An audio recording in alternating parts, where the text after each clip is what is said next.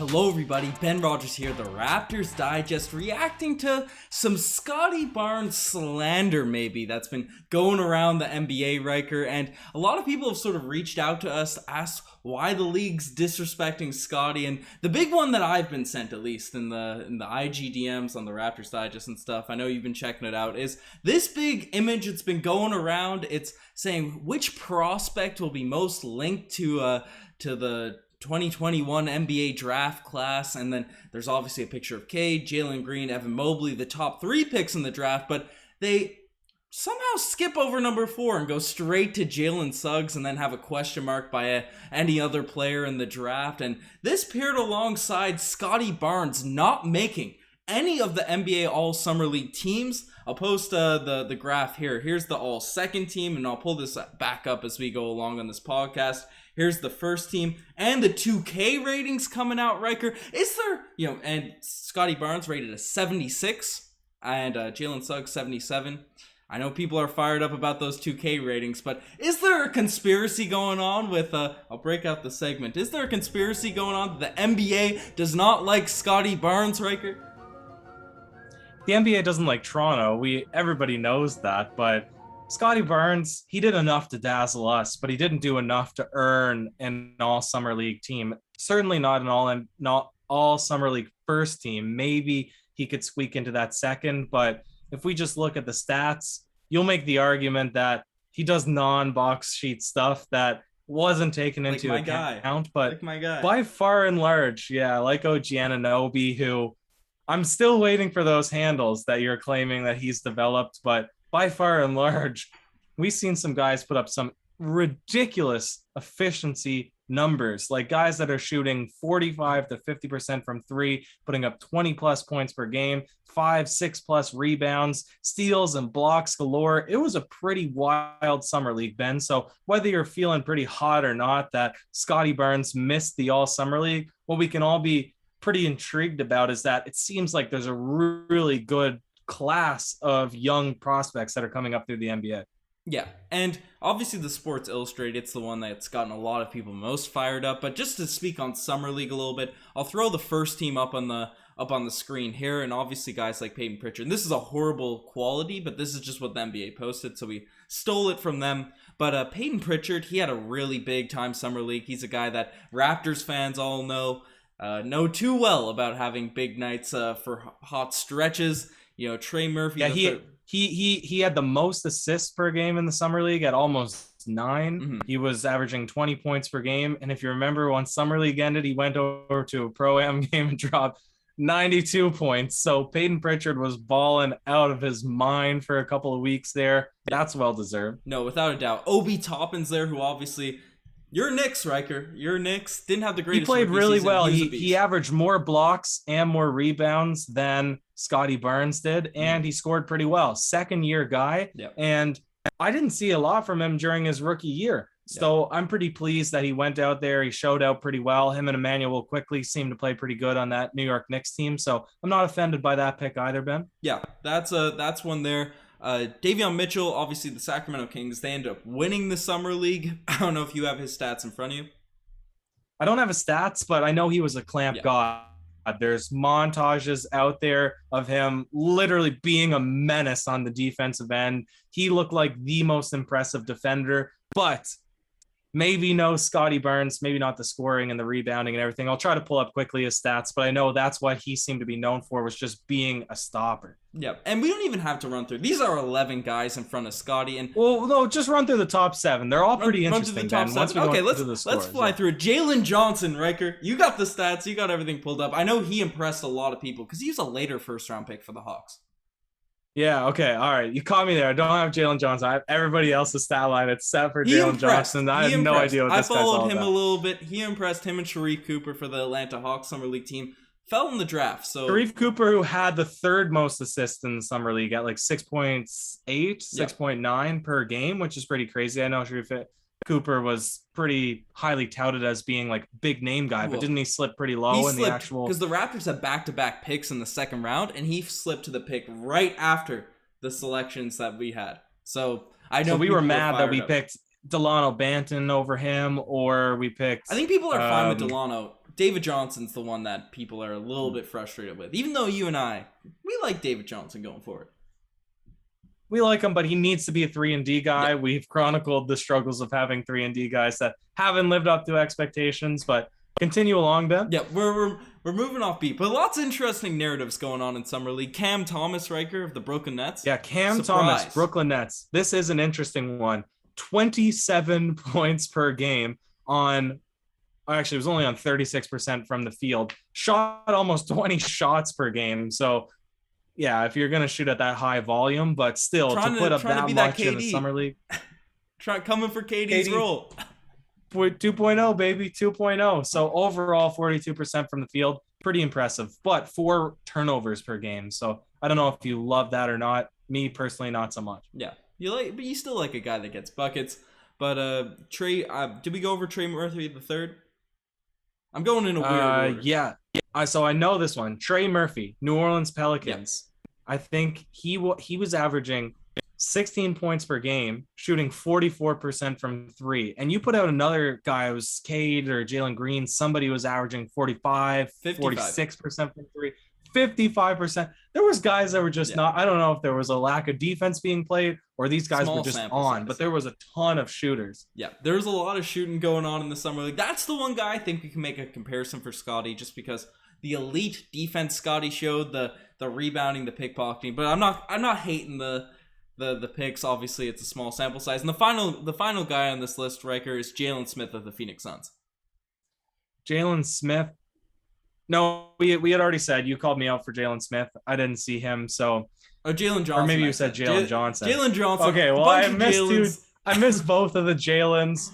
Point is, and the second team, we had a couple of more bigger name guys. Patrick Williams, the Bulls' second-year player. Jalen Green, Cade Cunningham, Luke Garza, who had one of my favorite quotes that I've ever heard a guy say. He said, "I bet you every NBA player would beat me in a 40-yard sprint, but are they going to beat me in a game for the entire game? No, I will out-hustle them. I will out-hustle everybody in the NBA." I love that attitude, that philosophy. He seems like a workaholic. So anyways, that's that. Yeah. But Scottie Barnes, he was in the mix, right? His 3-point shooting, not so impressive, in the 20s or low 30s. 27. He averaged about 27, so not great 3-point shooting. He did pretty good in blocks per game, steals per game, about 15 points per game. So kind of well-rounded, but maybe didn't have that same kind of jump off the box score sort of stats that some of these other guys do. But why would you have included him in the all summer team, Ben? Well, if you look just at the overall performance, the Raptors went 4-1. The defensive end, the steals, just the impact on the game. The same way with the OG Anunoby-esque sort of players, right? That, sure, off the, you look at the box score, it's not that eye-popping. It's not jumping out of the crowd out of the list of guys that we saw, but I don't know. A team that goes 4-1, it's a top 4 pick, right? A lot of these, Jalen Green, Cade, they did have solid summer leagues themselves, but Scottie only had really one tough game, but really dominated in the other games in terms of impact on the court, and you just see those gamers. And I get that he was in the mix. The Raptors came out and they posted that meme of him speaking Toronto to Delano at this actual tweet that was posted of all these all summer league picks. I'm stumbling on my words here, but I don't think there's any giant conspiracy that he was not selected to this squad, Ryker. But I guess we can speak on this Sports Illustrated. Is this out of pocket for Sports Illustrated to put the top 5 picks in, jumping over Scottie Barnes and putting the question mark there? Because that's a little bit cheese. Well, what did we think when we brought in Scottie Barnes, and why were people putting L's and F's in the chat when we were going live reacting to the draft? It's because we all assumed that Scottie Barnes was a project, whereas Jalen Suggs is a guy who's going to come in, have that immediate impact, be a scorer, and be NBA ready. Yeah. And what impressed everybody that's a fan of the Raptors was he's a lot farther along with his polish, with his NBA readiness, with his preparedness. And yeah, his 3-point shooting has a ways to go, but his mid-range jumpers, his attacking the basket, his ball handling, a lot of that was Kawhi-esque and reminiscent of sort of the the way that those good two-way players in the NBA play basketball. And when he put up good all-around stat lines, 2 blocks, a steal, 5 assists or 4 or 5 assists, 15 points, you're saying this guy could come in, be put on the starting lineup, and you'd be confident that he could be part of a playoff team. So it is pretty offensive, I guess, that Sports Illustrated would leave him off of that graphic when Jalen Suggs, who had much higher expectations than Scottie Barnes, actually had a worse stat line or very similar stat line to Scottie Barnes. So if you're going to be including Jalen Suggs, it would only make sense to include Barnes. But I can see where they're coming from, that he didn't have the hype. He didn't have the expectations. We assumed he was a project. We assumed he was kind of an out of nowhere pick. And it wasn't until he really played and everybody had an opportunity to see him that we're saying, oh, wow, we were really off the mark. This guy could be an immediate impact guy. Yeah. And if you look at the graphic, the rectangles aren't that big. You could have squeezed one more in there. Squeeze Scottie in there just out of respect. But I tend to agree with you. And as you mentioned, we were saying going into this draft, it's a 4-person draft. We had the 4th pick. We got to take the guy that slides to us. And it was obviously Suggs who was the guy that slid to us. But we thought we thought probably a week prior to the draft that was a big reach going for anyone outside of those top 4. But as we inch closer, there's more and more rumors, and then Grange hit us with that misfire, and maybe it was a tactical thing by Masai leaking that we're taking Suggs or something, and we took the bait, and I got the Suggs cake, and then we ended up drafting Scottie, even though you and I were hyped. We were hyped on the live stream. We were excited for Scottie Barnes, but I get why this graph is here. I don't think it's any insane slander, but as you brought up, Riker, if you look at the stats, right, Scottie Barnes, 15.5 points per game. Jalen Suggs, he was in the 15s, but lower than Scottie Barnes. So points per game, Scottie had the edge. Rebound, Scottie had the edge. I'm not sure about specifically with assists, but defensively, he's on a whole nother level than Jalen Suggs, just solely off his size and length. And, he was the main guy for this Toronto Raptors squad. Obviously, Flynn probably took the most shots, but Scottie Barnes is really that alpha dog for this team.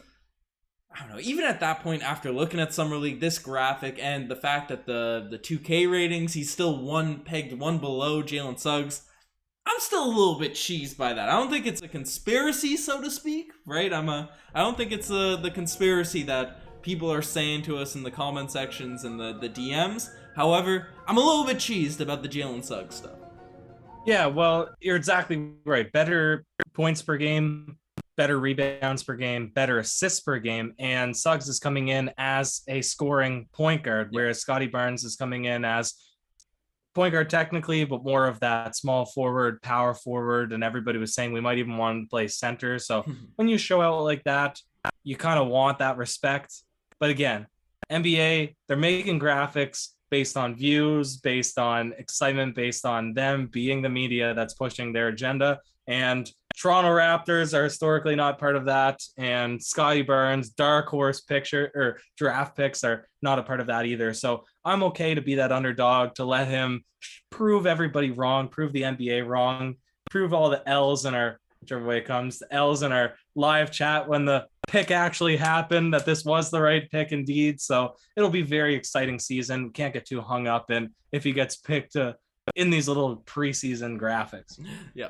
Certainly, but let us know what you guys think. Do you guys think there's a conspiracy going on that the league hates Toronto and get the C's out there and doesn't want to see Scottie Barnes to succeed? Let us know in the comment section below. You guys are the best for making this far. Check out the Instagram, the TikTok, all that cool stuff.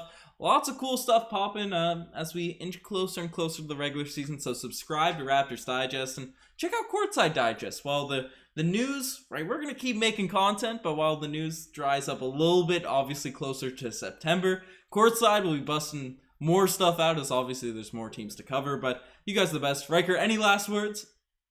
No, sir. Cheers.